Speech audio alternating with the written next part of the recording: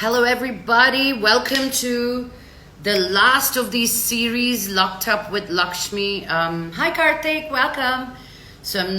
I thank you so much for supporting me through this lockdown. I think meerandaru undabatte నాకు ఇంత మాత్రం sanity unindi in this lockdown. So I really want to thank each and every one of you. This has been a great ride. And I need to take a break and really quarantine myself for a while, I feel. So I hope to see you guys back with something more fun. And right now, I have I have Miss Anjum Babukhan, who is going to talk to us about what's going on with COVID and our education system.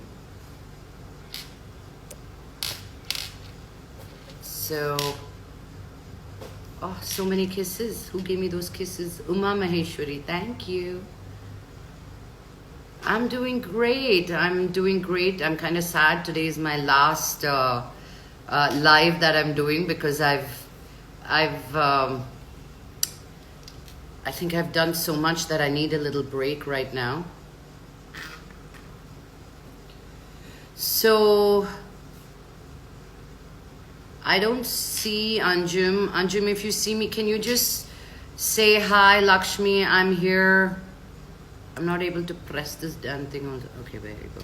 There you are. I see you. Add. Fantastic. So hot. I know I have the AC on. Encourage sports always. Hi, welcome, How are you? Anjum. I'm good. Thank you so much for being here because I'm turning off the comments.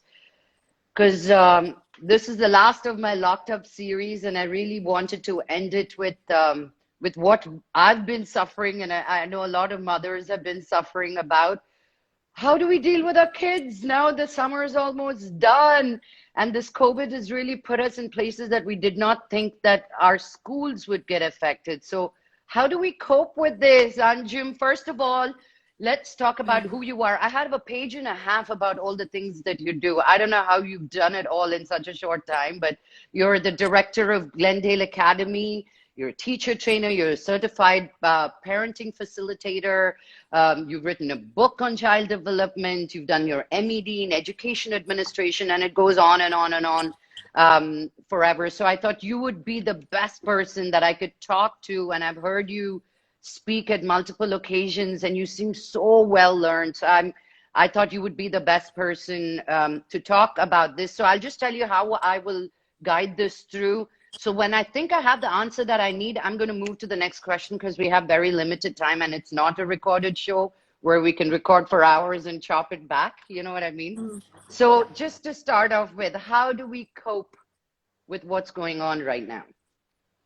Well, thank you first of all for having me on your show. It's an honor. I usually have a captive audience of people who don't have a choice. My teachers, my parents, and my students. So this is a different platform for me. So thank you so much. So the World Economic Forum, Lakshmi, is saying that right now we've got about 1.2 billion children that are out of physical classrooms worldwide. And those 1.2 billion. Yes, out of physical classrooms globally, and we do see this kind of distinctive rise in e-learning because everyone had to kind of resort to these remote learning platforms because they had to finish the academic year. They still had like about 3 weeks to a month left of school. There was exams, right? So everyone just had to jump on that online learning bandwagon, right? And those who were a little hesitant to navigate technology, become a little bit more tech savvy, I mean, they had no choice. You just had to do it. So this COVID has kind of forced everybody to sort of reinvent themselves, technology speaking. But at the same time, I think we need to keep in mind this digital divide, and equity and access and inclusion. And I think you're going to ask me one of these questions a little bit later, so we'll get into that a little bit later. But right now, if you ask me, I mean, the school buildings have been closed, but ever since this lockdown and this indefinite lockdown, we have been just working around the clock, right, trying to, reinvent what it is that we can offer our students. And learning is definitely not locked down. And I think that in some ways, I think we've seen that learning has actually become more accessible, right? There's all these universities that are offering online free courses. There's Oh, that's right. I libraries just that signed are, up for Harvard something and then I didn't take the class, but I did sign up. yes, yes, so Yeah, yeah. in some ways it's kind of accessible as well. But I think we need to understand that technology has been around for a while, and it's there to assist learning in many ways. But again, it can't replace that human connection that we have in the education space. And I think what technology is very good at doing up until now, and then we're going to see how it's going to evolve now, education is going to evolve now, is that it was very good at delivering content, right, Lakshmi? But when it comes to transferable skills or skill development in our children, I don't think that we can do that, at least not yet. I think that being a student of psychology, I know how learning happens. I've written a book on the ABCs of brain compatible learning, and there's a huge social and emotional, element that is involved in that interactive space of learning, right? And getting back to the skills that I was just referring to a little bit earlier, have been talking about in the education space globally, these skills, right? These 21st century skills that all kids need to have. It doesn't matter what syllabus you follow, whether it's CBSE, IB, Cambridge, whatever. But at the end of the day, in order to deal with unprecedented uncertainty that looms ahead, we need to have these skills of creativity. They're known as the 4Cs: creativity, collaboration, critical thinking, and communication. I've added a But few then do you C's think, because Aj, I think you kind of answered my question earlier itself, but that skill development is going to be difficult in kids when you're doing online learning. So technology cannot replace a teacher at any given point, right? I no. hope not, where there will be robos coming and teaching. Hello. I mean, Although that is happening in some places. all my nightmares. My daughter didn't even own an iPad until this lockdown. Like suddenly she owns an iPad now because, all her learning is happening through iPad. Um, I work a lot with the government schools. I mean, my NGO Teach for Change, we're in over 1,000 government schools that we teach English and leadership qualities, not just here, but in like 6 different states. Everything has come to a halt because students are not going to school. Now, at least we have the technology, right? Access to technology as my kids or your kids. How do we, because the larger number of school-going kids in India are government school-going kids, how can we address them and create an access to them to keep them in the learning process as well? Can you give me anything that I can take away from that? Sure. I think when we talk about global citizenship, digital citizenship, right? It's really about digital access. And, I'm wondering, I don't know the right answer, whether the digital divide has gotten bigger as we have seen in this lockdown, or is it not as bad as we think it is? Because we also have to be aware that the cost of technology and having access to data has become accessible even to the lower socioeconomic strata, right? Nobody has those old-fashioned phones with just the dial, right? No, no They one. have smartphones, even if it's cheaper quality smartphones. So they do have maybe more access than they did maybe 10 years ago. Do you remember that one Abhishek commercial on Idea? It was like those Yeah. old phones, like, I don't know, it was Yeah. like early 2000s, and like somebody couldn't get admission, and then all of a sudden there was a teacher putting it on just speaker, and then the kids were actually having classes under the trees in the villages, right? I don't know if you remember that, but that was Mm. almost kind of like a foreshadowing of what may come in the future. But I think what we need to, you brought up a really good point, we need to make sure that society, government, educational institutions, we all have to make sure that there's inclusive education, right? There's equity in our system, despite socioeconomic strata, language, creed, community. You know, nobody should really be left behind. We're seeing this summer, I'm seeing a lot of wonderful online resources, you know, in English. But I'm wondering, like, when is this going to be available in the regional languages? Because India's a population of, you know, over 1 billion people. But the great thing is that I think a few years ago, 2017, NCRT, CBSE, there's a lot of open sources now. Like NCRT books are available, you know, online. Anyone can access it. CBSE website. Now you've got this Diksha app. It has, you know, the Do you learning think like objectives. that's again, I feel for English speaking students, like in the two and third tier towns, when mainly it is about your local language, do you think we can talk to our governments to give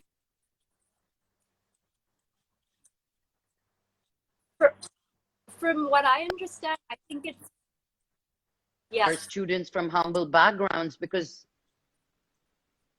yeah, go ahead, go ahead. Sorry, your voice was breaking. I didn't catch you. The last sentence you said. From what I know, I think it's been translated into about 15 different languages, but I'm not sure. But we have many, right? We have many regional Just like you languages. said about the Abhishek commercial, you know, when the Spanish flu happened, it was the radio that taught kids 100 years ago in California. Like teachers would teach through radio. Now, that was 100 years ago, but I think our technology has just gotten better. We're looking at different ways of coping with this.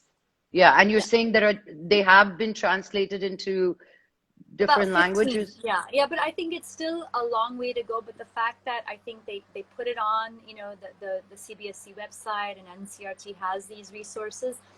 What is going to still be an issue is that, well, you might be wondering, okay, if everything is online, the learning objectives are online, we even have this alternative academic calendar that CBSE has put online, right? And it gives you a month-to-month breakup of what needs to be done. So it's kind of a blend of synchronous and asynchronous, you know, activities. But really, what the differentiator is going to be is it doesn't have the pedagogy, it doesn't have the methodology. So, you know, those who can will be able to navigate it, but those who can't, who need that hand-holding, who need that mentoring, that facilitation, that support, that might be, you know, an issue. And if you were to ask schools like us, like, what is going to be different, I think what's going to be different for us is what is it that we can deliver that a smart device can't deliver, right?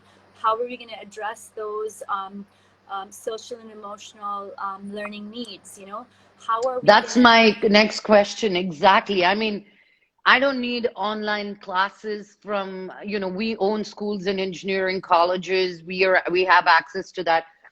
And as you said, Harvard and all the other schools are giving away free tools for learning.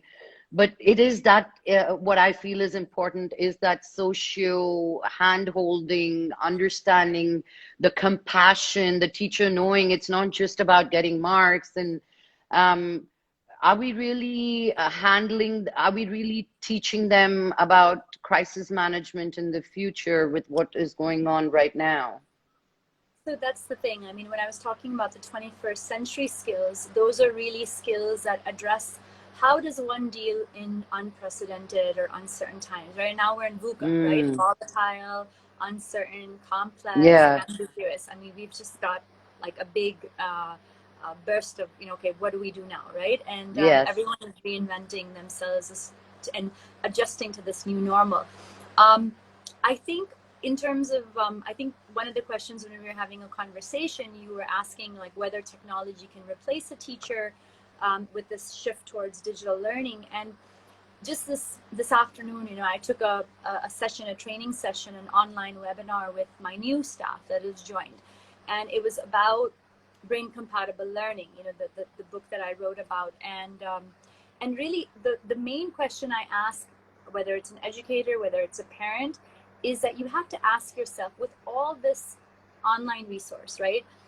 What is it that you can do that a smart device can't do? If you want to be relevant, right, and you want to be useful in the education space, you have to be able to meet some needs that, you know, the smart device isn't going to give, you know, artificial intelligence isn't going to give.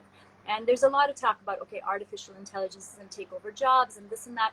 But, you know, at Stanford in Bailey and Sims lab, they've been trying to research on how to get into the social and emotional, you know, motivation and all these things they're trying to like figure out, because AI can't do it yet, you know, that Yeah, human because space, you can't do it.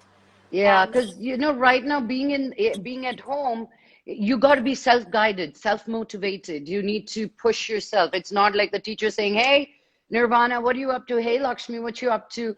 I mean, I know a lot of teachers who are just looking through the computer to see what the kids are doing. The angle is wrong. You know, and do you think the kids will do better with a situation like this, when you're self-motivated, when you don't have peer pressure to be better, or an environment? I mean, my daughter goes to a Montessori school, and every second word is environment. How is their environment? You know, and yeah, how do we how do we manage those aspects of all? Yes, we do want to be relevant in in our children's education, but I'm working from home, yo, and I can't be with my daughter on her online classes. I didn't sign up for homeschooling. Well, maybe I would have thought a few more times if I had to homeschool her. You know, so now we are put with this, with both of us working at home, with our child at home, and right now, I'm not going to send her to school. I've made a decision. I will not send her to school. She goes to a beautiful school called Abode right now. She was going to move to Aga Khan. And I decided I don't want to send her until the vaccine comes, because she's here to see my parents, and she coming back home and me stressed out about who is in that cafeteria, like, you know. yeah. How do you, for me, more than she being a first grader, for me, what's important is for her to have her mental stability, where she doesn't feel like, oh, I'm missing out on her friends or her teachers or a playtime. How can we cope? How can we help them with that? You know, I don't know, Lakshmi. I don't think that you can replace, you know, the school, like the physical school experience, you know. And I hope that this is just really like a short interim period where we have to just kind of wait it out a little bit until it's, you know, safe enough for everyone. But, you know, you're not, I keep saying, like, in the information age, I mean, this has been there for like, I would say almost a couple of decades. You don't send your children to school for information, right? Information has been available, you know, at your fingertips for a very, very long time, right? True, You send your children to school for the experience, right? And I true. love one of Einstein's maxims. He says that knowledge is experience, everything else is just information. And unless a teacher or an educator is creating, facilitating experiences, multi-sensorial experiences for the children, they don't need to come to school because content is available. But how many people are have that self initiative, have that drive, have all of what it takes to progress, you know, at their own pace? You know, sometimes you need a little bit of that peer pressure, that encouragement. You kind of need those things to sort of be an incentive, right, for you to be that way. School, it's kind of like a human relations laboratory of a sort, right? You learn so many different life skills in that. Your child is in first grade. I don't know if you've ever heard of this book called All I Needed to Know I Learned in Kindergarten by Robert Fulghum. It was like a bestseller, like, Yes, I don't know, a couple of decades yes. ago. But it really talked about all the life skills that you need, like saying please and thank you, and, you know, work some, play some. I mean, these are things that you kind of need for life. And he so beautifully talks about, you learn all that in kindergarten, really, you know, the Yes. most essential about hygiene and manners and putting away your things. You know, there was just like a dozen or 15 things that you kind of needed. But I don't know. I think this cadence of accountability, right, that happens in a peer setting, like how much is a parent going to monitor? How much is a child going to be left to self-monitor, right? And I think you being in the entertainment industry, you know, I mean, everyone knows what it takes to be fit, right? You have to exercise, you have to eat right. But why do you have a trainer? Why do you have a nutritionist, right? Why do you have to meet them at certain regular intervals? It's that cadence of accountability. Like, they're going to take you from X to Y by when, and these are the lead measures that you're going to use, right, to do that. And sometimes you kind of need that to have that incentive to help you mentor and facilitate where you can get from. And everybody has a different zone of proximal development, right? You're here right now. Where can you go with a little bit of guidance and support? That's true. And you were talking about how are people involved in the multisensory? How are you engaging your kids? So what does like the next academic year for Glendale look like? I mean, I'm sure each of us are learning from each other, and it is online. And one of my best friends is she's a teacher trainer. And she she had used her husband to send every email, right? And now she's doing it all on her own, like reinventing ourselves, as you said. So how is that like how is Glendale going to be looking at the next academic year? Are you going to put, my question is, so a first grader is going to be top first grader, like all things first grader, or are you going to just relax and keep them engaged and not worry about them learning everything they need to in grade one? Like, how are you going to balance that off? Well, I mean, like I said, ever since this happened, luckily, you know, we had Google Classrooms, so we were already familiar with Google Classrooms, how they work. The kids were working with the Chromebooks. So to switch when the lockdown happened, the last 3-4 weeks of school to online, I think we were able to do it like, you know, almost overnight. Like, we were able to do the best that we Transition. can. Yeah, we had, you know, breakout groups for the children in a virtual environment. We had virtual PTM, parent-teacher meeting at the end of the year. We even had a virtual summer camp, you know, and we have now June 1st, right, when the teachers come back to school, we have a big kind of welcome back bash, you know, online to welcome back the students. We've worked out how is it that they can contact the school counselor, you know, because to deal with whatever is happening, you know, emotionally, anxiety, things like that with this uncertainty that is there. So I think we've already had like a head start in it. And our teachers and our heads and our instructional leaders all throughout the summer, they have been, you know, upskilling themselves, attending all these, you know, webinars, making sense of it. And I think it basically, when you look at all that learning that the education community has been doing, those who have been proactive at least, it boils down to being future ready. So we want to be future ready with the remote learning, with the resources that are there. Obviously keeping cyber safety in mind. That's why we're not using a platform like Zoom, because it's not as secure as, you know, the Google. We're really trying to focus on the human connection and how best can you in these circumstances optimize that social and emotional learning, right? And that's basically brain compatible, and our teachers are, you know, very familiar with it, that you have to have an emotional connection. You know, semantic memory just kind of fades from your mind, but anything that you do that has an emotional connection, it sticks, right? How do you optimize the student engagement? So with brain compatible learning, if you learn how you learn, so that's basically metacognition, right? If you can learn how you learn, then everyone becomes smarter in life. You know exactly what needs to be done. It's really not about content. It's not about information. It's really about what is it that you can do with that information that's most important. There's also a lot of work that we're doing on new ways of approaching assessment and recording and evaluating students, right? So we need to first understand what is life worthy, what is worth learning in this, you know, distant period where you can't have everything, right? So we're looking Yeah. at that. And then, do we have projects? Do we have e-portfolios? Do we have directed research that the children can do at their own pace? We're also strengthening our partnership, right, across the whole teaching learning community, because we need to work with them. We need to hear what they are struggling with, right, as well. Like, for Oh, example, if I'm you sure have, they are. I'm only here rooting for the parents. You can root for the teachers and learning community. Yeah, I'm like, we're going crazy.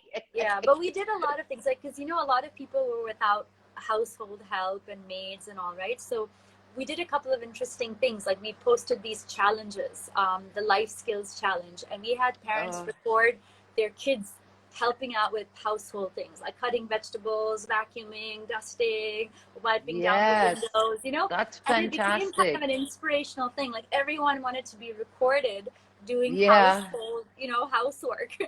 And then we just made that part of kind of our life skills and our, we're a Leader in Me school. So it was all about the 7 habits and how we're being proactive and things like that, how we're creating a win-win situation out of it. That's fantastic. That sounds great. Now, what do you have to tell parents? How do we deal with this? Do they need to worry about losing a year of school? Like, oh, he works so much better being in a bigger environment. And then I've heard other kids who are usually shy in classrooms have suddenly excelled on online classes because they're not shy or afraid about what's going on otherwise. So there has been a shift, a difference in how I've heard that teachers see how students learn as well. But for us parents, do we need to worry? Is 1 year a big deal that we have to stress so much about our kids learning and we stressing? For me, I think you make sure you got your job and your money coming home, and the rest can be taken care of because everybody's getting laid off. I don't think that learning is going to be, held up a year. I really don't think so. I think learning is definitely continuing, whether there's a lockdown or not. If you just think about, if you wanted to learn something, right, Lakshmi, what do? You either look it up on the net or you call up somebody who may know about it, or you'll interview somebody about it and you'll ask. My daughter wanted to ask Google if Santa Claus was real. I had to fight her for it. I'm like, Santa Claus is real. You're not going to Google that. Yeah. She's like, but ask Google, Amma. Yeah. So there's really a lot of, like, I was hearing Sugata Mitra, like, in a talk recently, right? And he says that, we're basically like an answer-driven curriculum, right? Like, you have all this information in the syllabus, whatever board you follow, and then you have to know these answers. That's a little outdated, unfortunately. Like, we understand that that's a stepping stone for higher education, but what if you had a question-driven curriculum? Instead of compliance, what if you had co-creation, right? A co-creation, like, these are the human problems that we have. Like, let's take the United Nations Sustainable Development Goals about responsible consumption and life on land and clean water and sanitation, right? We live in the country of Jugaad, right? Jugaad is that innovation that we do. Yeah. What if we open it up? Like, this is a question. Okay, go to Google, go to the internet, talk to people who you think may know about it, and let's come up with solutions. And in the process, they learn about it, So I really feel that educators should inspire children to learn about the world around them, not only text-wise, content-wise, right? And have a test on it and regurgitate it on an exam.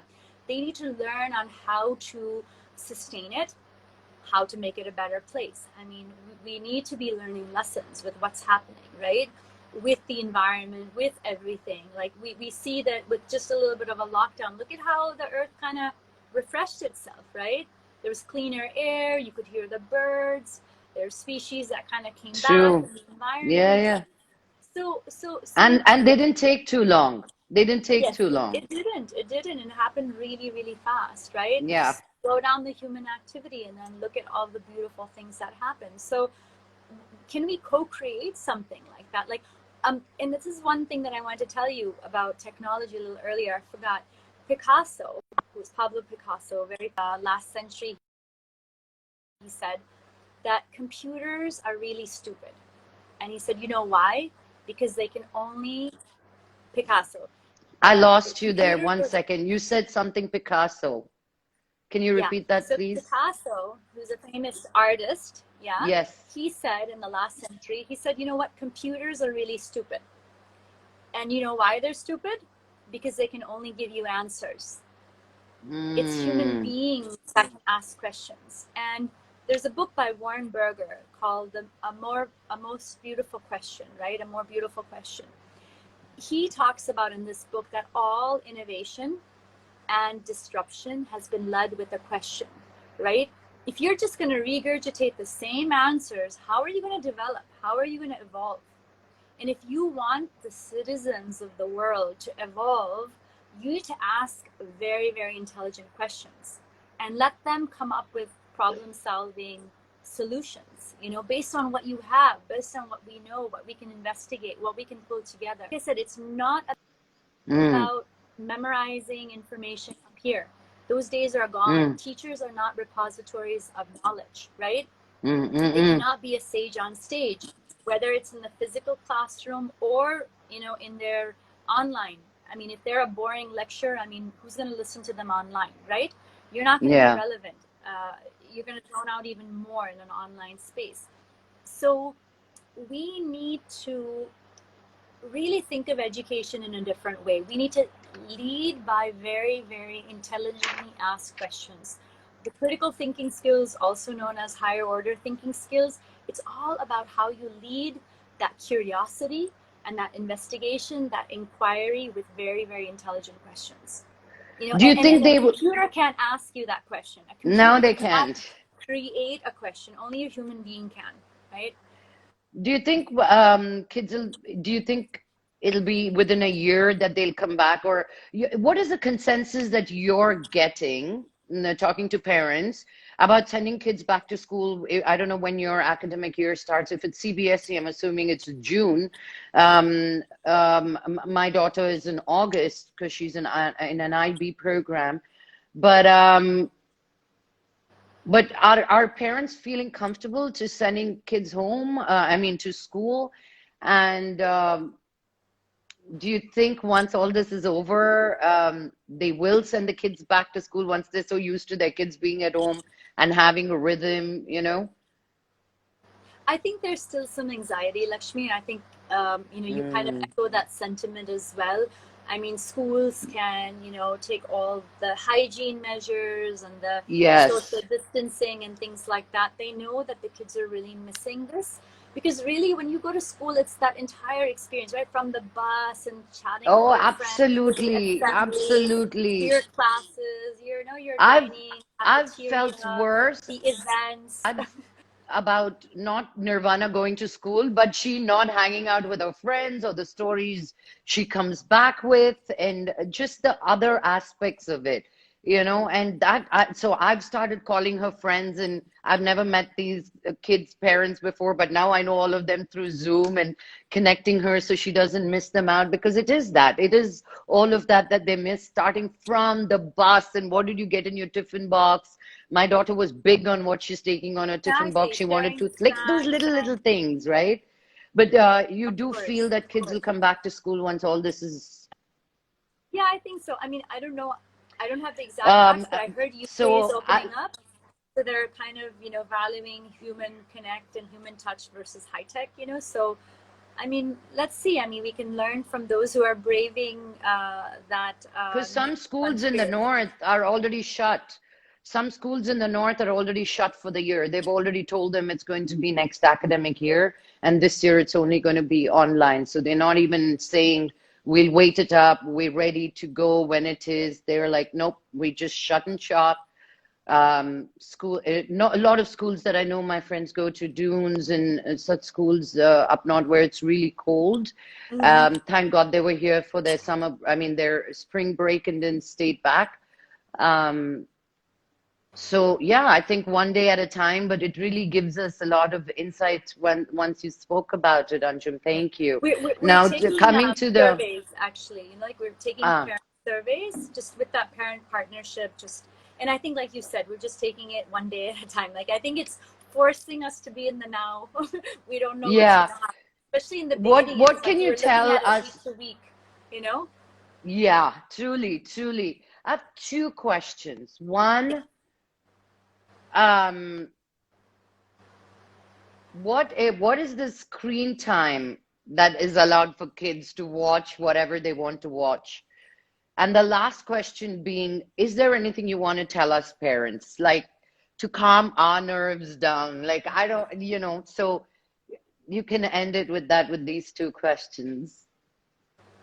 Screen time, I think the research shows that maybe it's about 2.5 to 3 hours.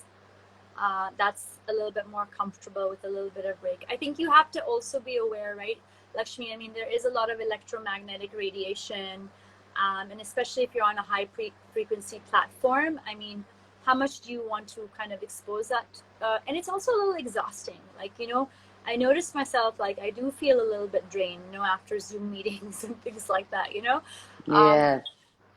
you have to balance it out. What we've decided to do is we've decided to have some academic classes, in the morning, give them a nice long break, and then we reassemble for our visual and performing arts and our sports. So we're still going to actually go ahead with that and have, because I think kids need that outlet, right? They need a little bit of Yes. creativity. Our sports department was coming up with really interesting things like little challenges, in football, skill drill, things like that. You can still do some inspirational things with that, though you're not physically meeting. We can still keep fit in creative ways. We can still be Fantastic. creative in very interesting ways as well, at least in Yeah. this term period. And going away, what can you tell us parents, to take a chill pill, that you guys have it covered, or play with you along the way and figure it out day by day? What I would? think so. I think that partnership, I mean, we have that term in our school at Glendale group, right? We call our parents our partners in education. We say that your children are our children, and we have a common investment to make. So it's our children, right? And how are we going to invest in our children? And I think like we have a meeting tomorrow with the parent group. And I think constant dialogue, we're trying to figure out, I think, this new normal. Nobody's been here before, right? So we have to figure it out as we're going on, and we have the children's best interest in mind. Obviously they want the best for their children. We want the best for our children, our students, right? I think that at the end of the day, there's so many human needs that precede intellectual needs. Like if you look at Maslow's, right, hierarchy of needs. So my closing remarks to parents is that when we look at that, I mean, we provide your base levels, your physiological needs, your roti, kapra, makan, right? Like, I mean, we're thankful, we're grateful, we have these comfortable homes, and we've been locked up for such a long time, and it's just us, True. it's just our environment. After that, what are your needs? Your safety needs, right? It's about keeping safe. And then it's your emotional needs, right? Your love and belongingness. And where do you find that? You find that first in your families, right? And there is such a anxiousness and uncertainty, and these children, we've seen this in our adult life. They're seeing it at such a young and tender age. We need to have empathy. We need to have so much empathy and assure them, teach them to live in the moment. They need to see how we're optimizing this time. I'm personally enjoying this inward time. I'm really happy. I don't know how much more inward you can go, Anjum. You got it all out there. Like, I mean, I love the fact that I don't have any social obligations, and I'm left alone, and I could be at home, and just I'm really enjoying this space. So I think it's about how the children see us dealing with this uncertainty. So that's love and belongingness. Yes, and then it's your self-esteem, right? Then it's your needs. What kind of messages are we telling our children as schools and as parents about their self-efficacy, about how they can get through this, right? Giving them that encouragement, giving them that motivation that it's going to be okay. Difficult things happen, but difficult things pass, and we have to be optimistic about it. We have to be careful, cautious, but we have to also be optimistic. And then come your intellectual needs. So learning is like somewhere in the middle of Maslow's hierarchy of needs. And there's all these other human needs that precede that. And I think if we focus on that, we don't neglect that. Let's not be hyper or anxious about what are they going to learn. I mean, I think learning is natural. Human beings, if you look at the biological paradigm, right, all human beings adapt. look at how quickly we adapted to this new normal, right? Or are adapting to Absolutely. this new normal, whether it's technology. So I think we have it in us. I think it's programmed within us. It's just gonna come out. Our potential is gonna, you know, be unleashed as we see, as we unfold. In fact, development is the unfolding of potential. When you envelope something, you close it. But when you develop, you're unfolding. And that's what at Glendale, that's what we're about, right? It's the spectrum of human potential that we're developing, that we're unleashing, and how is it going to come out? And we have some really interesting things planned for the whole person approach about the body, mind, heart, spirit, and hopefully that's going to keep everybody's spirits up in this time. Awesome. Thank you. Sorry, I was distracted. My daughter was crawling around because she didn't want to be seen. But thank you, Anjum. Thank you, That Lakshmi. was insightful. It cleared up a lot of questions. I'm not so worried so much anymore.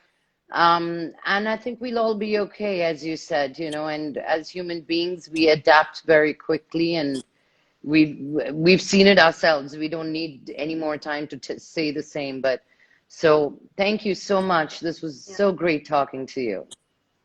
Thank you, Lakshmi. Thank you so much. I think Of every course. day we just have to be complete with where we are right now. You know, you plan as if So you're going to live important. forever, but then you should be ready to die tomorrow if you have to. Yeah. Do you have everything kind of taken care of? Are you complete in all aspects of your life? Wow. That's something great to take it home. Yeah. Live for today and be ready to die tomorrow. Have you taken care of everything else that needs to be handled? Gotcha. Thank you. I'll see you around soon. Thank you, Lakshmi. Bye. Bye bye.